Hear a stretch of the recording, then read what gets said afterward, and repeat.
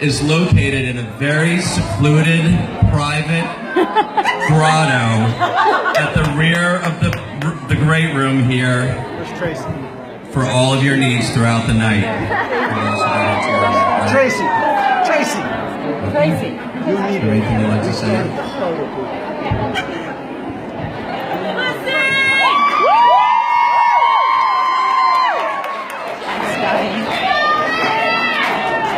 First of all, I would just like to say thank you again for coming to Forks for the 10th anniversary of Twilight.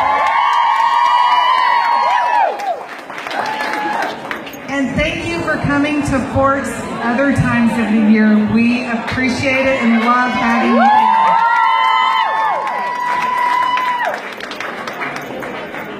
I can't stand up here without saying how proud I am of my committee and my team. That would be April Tennis, Adrienne Spykers, Kelly Grable, our festival hostess, FTF Alice,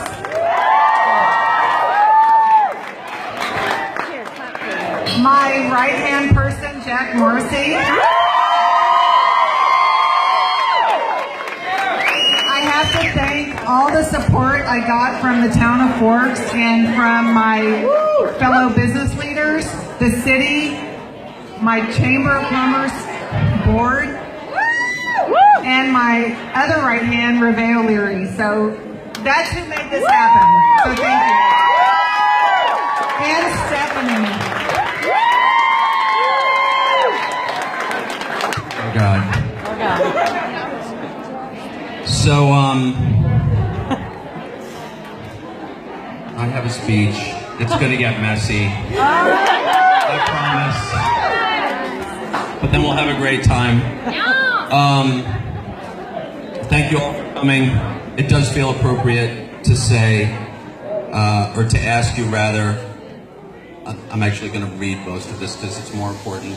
It's more important to me that you guys hear what I want you to hear, rather than watch a really badly given speech. Won't you please join me in a moment of silence, remembering those who lost their lives this morning, 14 years ago, on September.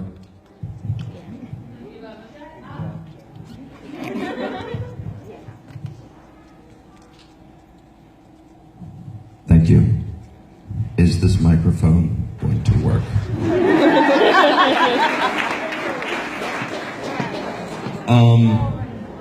If you guys know me from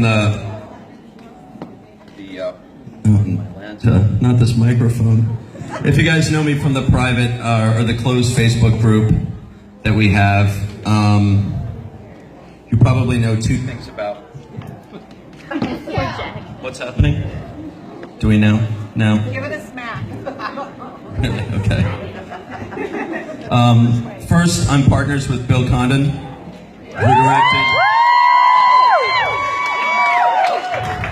On his behalf, thank you. I told him last week I was going to Forks. I waited until he finished shooting the movies on. He was like, what? Second, you might know that I have a lifelong obsession with great white sharks. Yes. In November, I'm going off the coast of Mexico to a remote island, Isla Guadalupe, to the great white shark colony that gathers there also annually. And I'm going down into a cage among them. And the only reason I'm telling you that is to let you know that this speech is literally 10 times more terrifying for me than that. Exactly. I'd just like to thank all of our sponsors who helped us to bring this together. Thank you, thank you, thank you. And I will finish your sponsorship post over the next 11 days. Also, a very, very, very warm welcome to our guests. Two actors from the Twilight Saga movies, Boo Boo Stewart, Team Seth, and my friend Eric Odom. Team Peter. Yes! Yeah, buddy! Also, the legendary acting troupe, the Olympic Coven.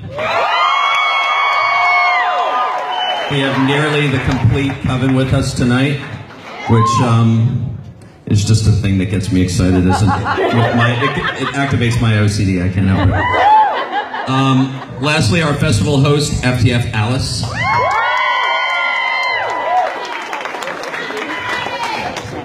Of course, we also want to thank you, so many of you who have made your journeys over literally tens of thousands of miles over land and sea, and made so many sacrifices throughout this year so that you could bluntly pull the money together to get yourself to Forks to celebrate with each other and with us.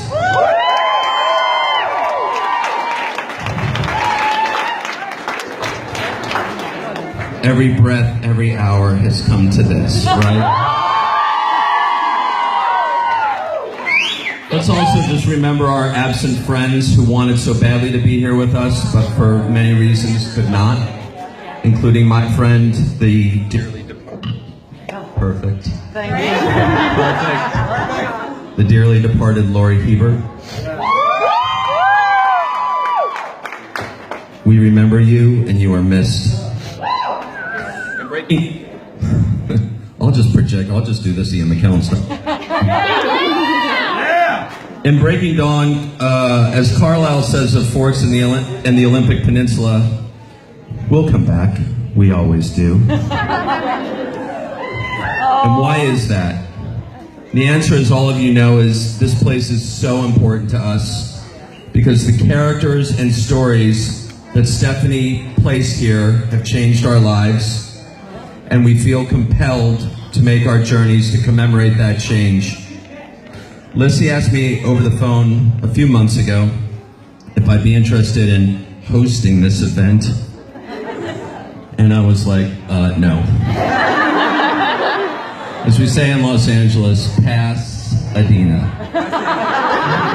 And the reason was I imagined that there would be the need for at least a few words into this microphone, this sporadic microphone, announcing information to you all throughout the night, which I will be doing. And though I'm very comfortable doing that in our closed Facebook group, often in shouty caps,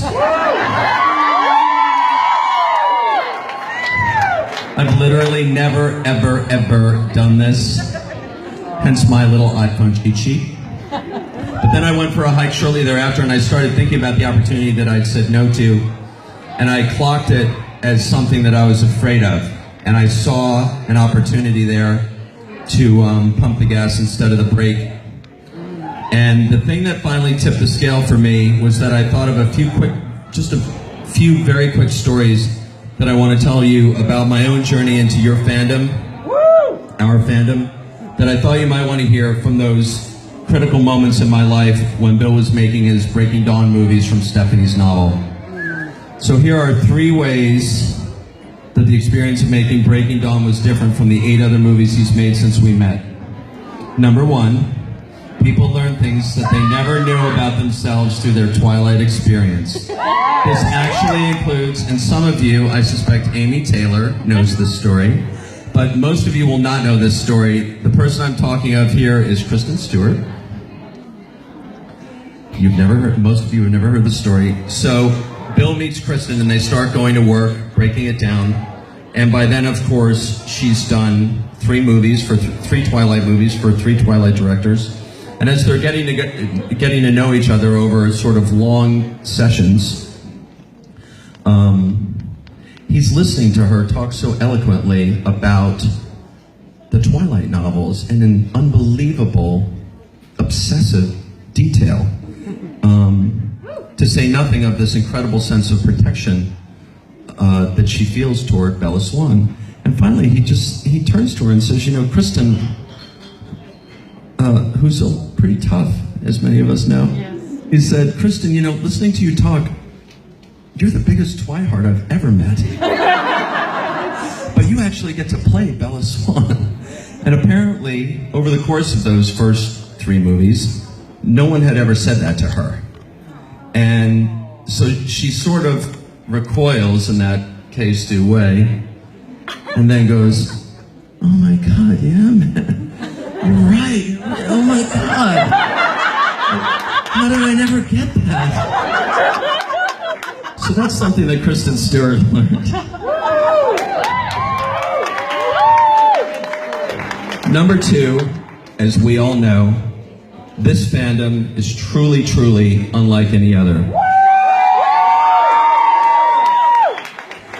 And yes, the air conditioning will eventually catch up with 400 people in this room. Since I was a little kid, I've always been a totally obsessive fanboy. Peter Pan was my first obsession. Mr. Microphone was my second.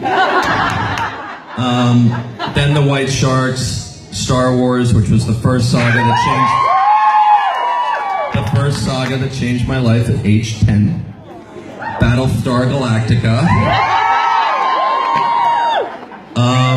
So I'd always been a fanboy, and one day in 2010, the call arrives from Summit to Bill for Breaking, and I'm like, the answer is yes. Not the first and not the last time I've said that to him. But as he started to meet on it, I immediately started back channeling with Nancy Kirkpatrick, who is an incredibly important woman to the saga, to the fandom in ways that you will never understand, who is living a very happy retirement in the Outer Banks right now. We had met her, we'd worked with Nancy, who is the head of publicity at Paramount on Dreamgirls. I dropped her an email, told her that Bill was considering Breaking Dawn and let's go to lunch. So we went to lunch, and an interesting story that she told me, which most of you have not heard, is that one of the things, she basically was at Summit from the very, very beginning of the saga. She was there before cameras rolled on the very first movie, and after they acquired the rights for Twilight from MTV Paramount, they immediately started delving into the fandom, and one of the things she said to me over lunch was they discovered that the fandom, mostly women, just love to be together. They just want to be together and talk about Twilight.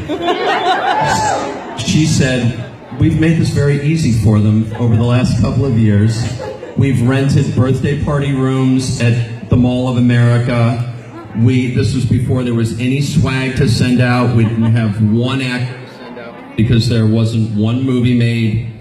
And we just made it easy for them to get together and talk about the thing that they all love. So I asked her, and what do they call themselves and each other again? Twihearts, Twilighters? Years later, we all still have our preferred answers to that question. Lindy Sue Shields, who is somewhere here tonight, calls herself a Twiheart. That suits me just fine. But at that lunch, I started to understand, after a lifetime of fanboyness and a dozen consecutive Comic-Cons, that this fandom is unlike any other I'd ever encountered. It's completely unique. Whether that's because it's a largely female fandom or because it grows up from a series of romance novels, I can only surmise. Or I can talk to my college professor, Dawn, who has actually researched these questions. But it became clear to me that unlike any other fandom, this one is really a family, as strong as the one I was born into. And I've shared so many amazing group events with this fandom family in venues that grew much, much larger than birthday party rooms and shopping malls. The BD1 Comic-Con line, the BD1 Twi Tour, the BD1 10 City and Premiere, the final Twilight Comic-Con line for BD2, the very last Twi Tour, the BD2 Fan Camp and Premiere, Forever in Forks 2 years ago, and now here we are back again. We always come back. I've had my own incredible experiences with my own coven, Team Jack. We'll be 4 years old. We'll be 4 years old this Sunday on Bella's birthday, which is the day we all found each other on Twitter. Thank you to all of them who have given me so much love throughout this experience. As you can tell, thank you. As you can tell, I really like being around all of you a lot, and now I call myself half fanboy, half fangirl. Thank you, Twilight. And here's where it's going to get messy. As most of you know, I live in LA and I work in the movie business, so of course I have a shrink. But mine is actually a legit Twiheart. He has read all the novels many times. He's watched all the movies repeatedly, in the Blu-rays I give him, on airplane flights, on cable. They have literally helped him through cancer.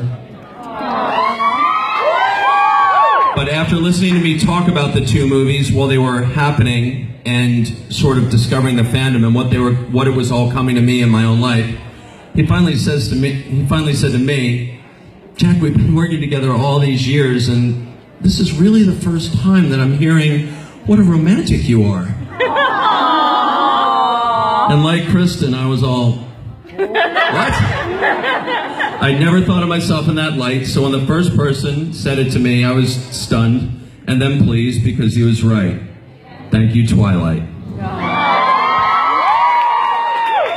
Last week I told him I was going to come up at the speech, and I didn't think I could tell you this one last story that I'm about to tell you and get through it without crying.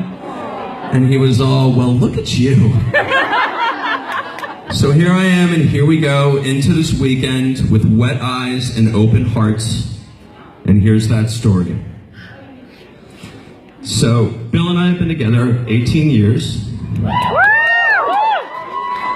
We're two Irish guys.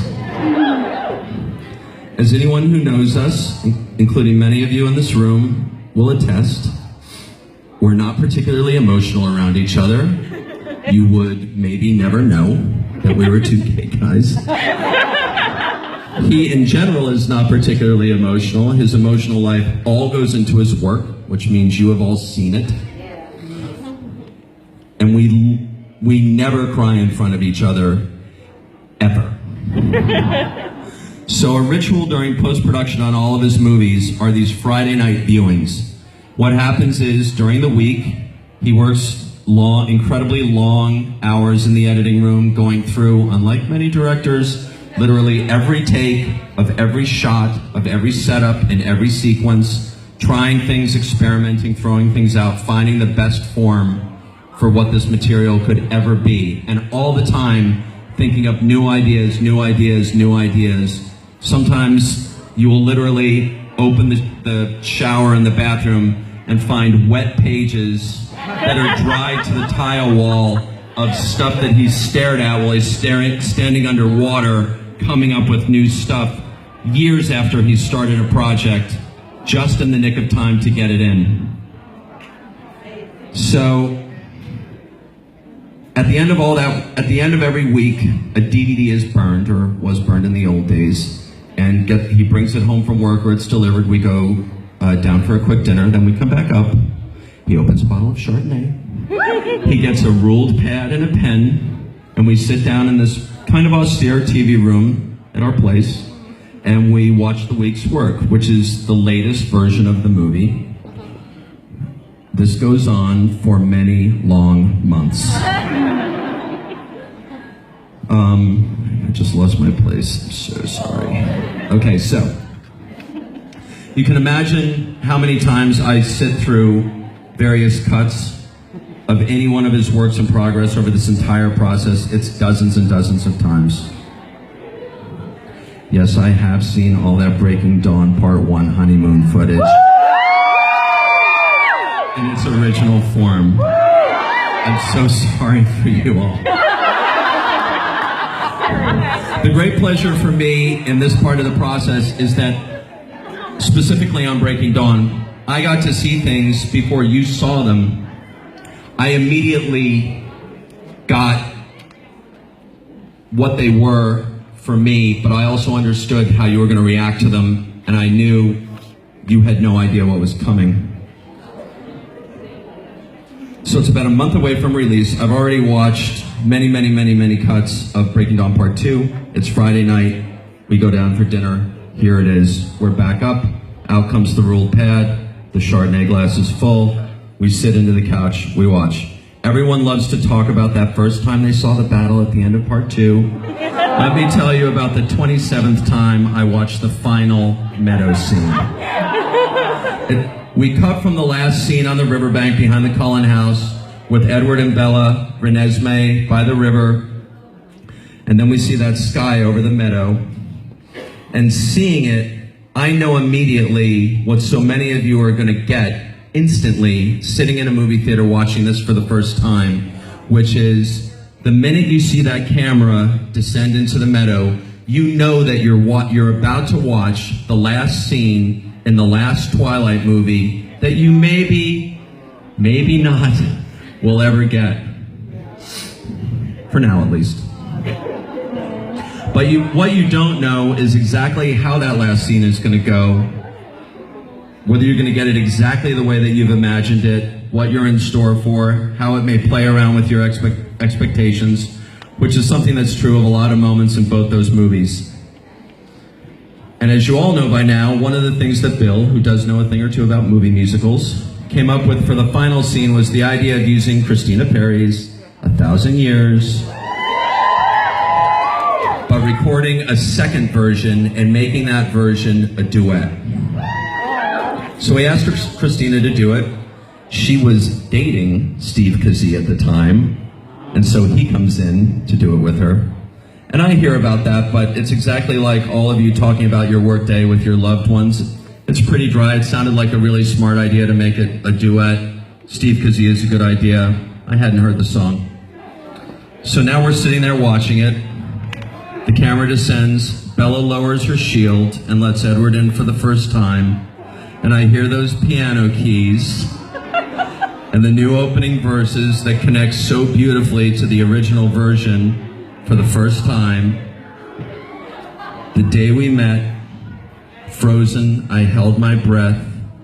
Right from the start, I knew that I'd found a home for my heart beats fast. Then the meadow dims, the pages start turning, that final sentence, the highlighting of forever. And then what we call the curtain call, another movie musical tradition, featuring all the actors and characters from the saga, including Boo Boo, and my friend Eric, which is another Twilight story that cannot be told without tears.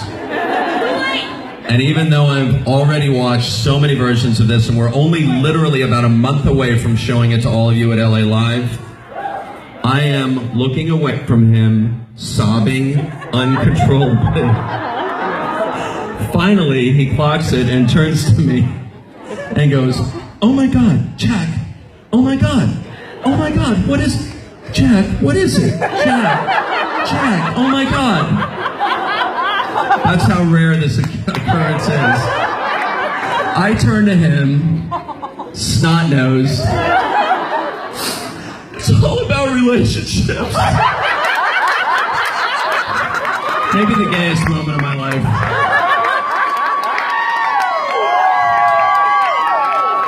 Before Twilight, I was never that guy. So the third thing that I learned from Twilight is how to lower my shield. Thank you, Twilight. Like so many of you, I lead with my emotions now, and the greatest part of my emotional life is my relationships. Does anything matter more on this earth? One meaning of life for me is just the act of finding meaning. I found extraordinary meaning in Twilight in my own life, and I found extraordinary meaning in the relationships that it's created for me with so many of you in this room tonight, and for you with each other. Thank you, Twilight.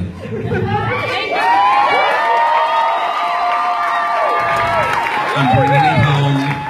I am bringing it home. So Bill's just finished shooting for Disney Beauty and the Beast. That is not about this. The title, though, does describe simply a complex romantic relationship between two characters So this past Sunday night, we're watching the editor's rough assemblage, which is the movie as it will exist in its roughest, most crude form ever before these long weeks of editing start. And it's not a spoiler to tell you that there's a moment where those two title characters are talking about just reading romance, and I start crying. I'm a pretty easy cry now. And though I grew up on Jaws and Star Wars and Wrath of Khan, I can't imagine anything more important in life than romance and romantic stories. And maybe the great romance of our time is the one that Stephanie gave us 10 years ago in her Edward and Bella, her lion and his lamb, her beast and his beauty. And 10 years later, here we are, romantics all. And I bet you already knew that about yourselves. So, of course, our most heartfelt thanks tonight must go to Stephanie Meyer.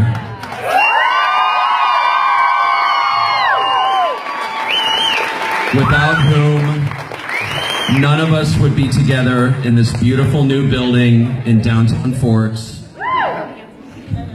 So for Twilight and every good thing that's come from your sweet dream, for me and for all of us, thank you, Stephanie. Forever. And you can thank yourself tomorrow.